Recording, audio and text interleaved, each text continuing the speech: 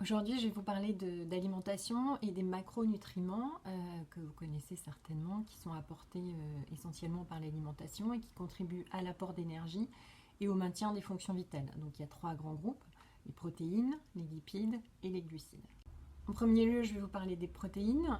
Donc les protéines, elles contribuent à la construction, au maintien et à la reconstruction musculaire. Je vous en ai parlé la semaine dernière dans la chronique sur les courbatures, justement sur comment le muscle se reconstruit après un effort. C'est notamment grâce aux protéines. Donc les protéines, vous les trouvez dans la viande, le poisson, les œufs, les légumineuses, mais aussi le soja, le tofu, si vous ne voulez pas manger de viande.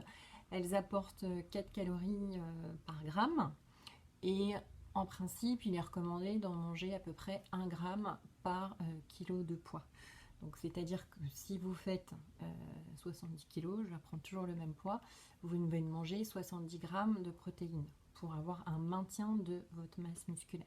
Si vous êtes très sportif ou que vous faites du sport de force, vous pouvez augmenter un peu à 1,5 à 2 grammes, et là c'est vraiment beaucoup, par kilo de poids. Donc, dans un blanc de poulet, par exemple, si vous mangez 100 grammes de poulet, il n'y a pas 100 grammes de protéines. Donc, il y a des applis qui calculent très bien tout ça.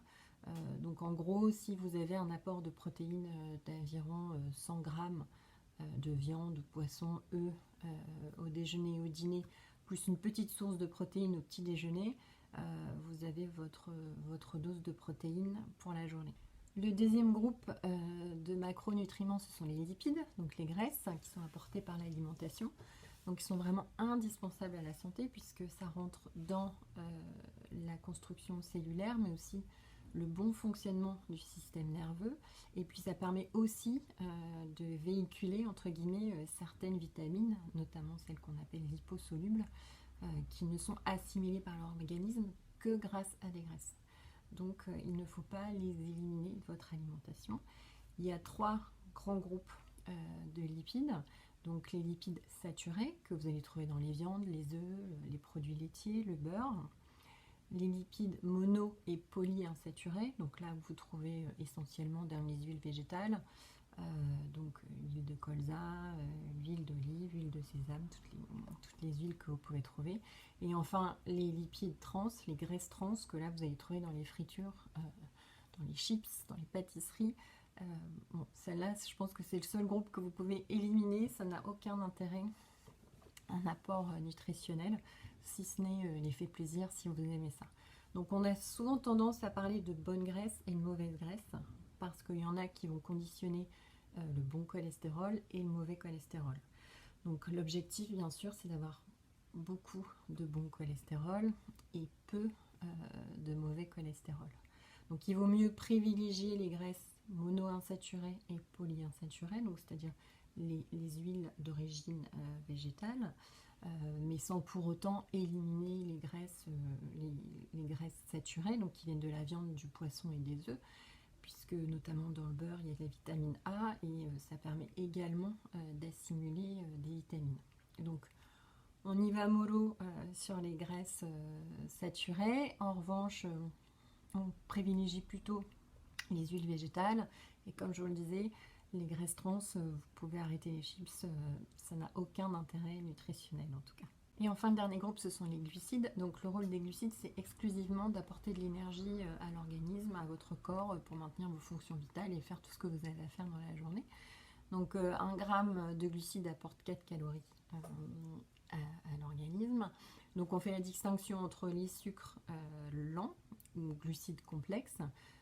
Lents parce qu'en fait ils vont apporter de l'énergie au corps sur le long terme. Donc vous allez les trouver dans les céréales complètes comme le quinoa, le riz complet, les farines complètes, donc les pains complets, les pains aux céréales, les pâtes au blé complet par exemple. Les légumineuses aussi sont un bon apport de sucre lent. Et le deuxième sous-ensemble, ce sont les sucres rapides ou glucides simples. Pourquoi rapide? Parce que c'est l'énergie qui est mobilisable et disponible immédiatement et qui doit être consommée immédiatement, parce que si elle n'est pas consommée immédiatement, en fait, elle est stockée sous forme de graisse. Il y a aussi une distinction entre les deux groupes, c'est que les sucres lents ou glucides complexes ont un effet assez limité sur l'insuline et sur la glycémie. Ils ne vont pas vous créer un pic de glycémie, contrairement aux sucres rapides qui, eux, ont un impact direct sur l'insuline et qui font que, en faisant jouer l'insuline, en fait, dès que l'insuline redescend, vous avez à nouveau envie de manger du sucre. Voilà. Mais il ne faut pas éliminer, c'est aussi une source de plaisir. Et ils ont tous les deux un rôle dans l'organisme si vous les consommez au bon moment. Votre corps, vous avez besoin, pour être en bonne santé, de consommer les 3 groupes de macronutriments. C'est important puisqu'en fait, les aliments interagissent entre eux. Comme je vous en parlais en vous parlant des lipides, les lipides permettent l'assimilation de certaines vitamines. Donc si vous éliminez les lipides, vous allez moins bien assimiler certaines vitamines. Et les vitamines et les micronutriments, mais je vous en parlais dans une autre chronique, permettent notamment de vous défendre contre les maladies, de développer votre système immunitaire. Donc c'est essentiel de bien les ingérer. De la même façon, les protéines sont mieux assimilées si elles sont couplées à des glucides. Donc si vous excluez les glucides et que vous mangez des protéines, vous allez moins bien assimiler les protéines et donc moins profiter du rôle des protéines pour votre muscle. Donc attention au régime que j'appelle d'exclusion, où on arrête de consommer un groupe d'aliments parce que sur le long terme, ça risque de jouer sur votre santé et sur votre corps, et notamment de perturber l'équilibre acido-basique de votre corps, qui va créer de l'inflammation, et l'inflammation dans le corps, c'est l'origine de beaucoup de maladies. Et si vous faites du sport, vous risquez aussi de déclencher des blessures, notamment des tendinites, et tout un tas de blessures qui sont parfois inhérentes à votre alimentation. Donc n'excluez aucun groupe de macronutriments pour rester en bonne santé. L'idéal, c'est d'avoir, si vous comptez vos calories, même si vous ne les comptez pas, mais il y a plein d'applis qui sont très pratiques pour ça. En gros, il faut avoir 50% de ces calories apportées par les glucides, de préférence les glucides complexes. Donc limiter les sucres rapides et privilégier les sucres lents, les glucides complexes, d'autant plus que si vous mangez beaucoup de glucides complexes, donc légumineuses, des légumes aussi, dans lesquels il y a beaucoup de fibres, vous aurez moins faim et donc vous aurez moins envie de sucre. Et ensuite, 25% d'apport des calories par les protéines et 25% d'apport de calories par les lipides.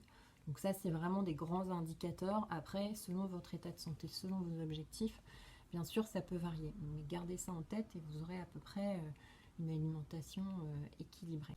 Donc, en résumé, variez au maximum votre alimentation, privilégiez les aliments de bonne qualité, limitez les sucres rapides, les graisses trans, privilégiez les glucides complexes, les bonnes huiles, les huiles de bonne qualité.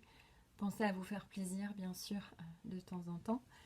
Si vous avez des questions, n'hésitez pas à m'envoyer des messages si vous avez besoin de précision. Donc, passez un bon week-end et à très bientôt.